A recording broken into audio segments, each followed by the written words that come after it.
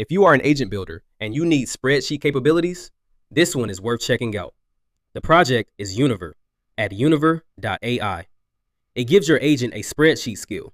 With one command, you can install it into Codex or Claude code, and your agent can start working with real spreadsheets. Here's a quick demo.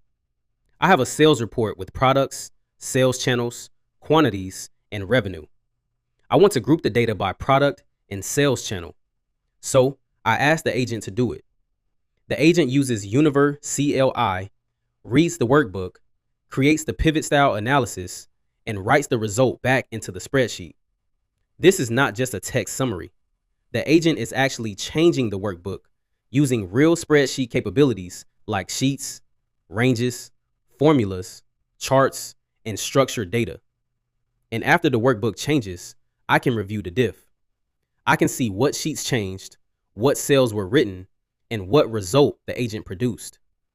So the agent can do the spreadsheet work, but I still get to review the change before accepting it.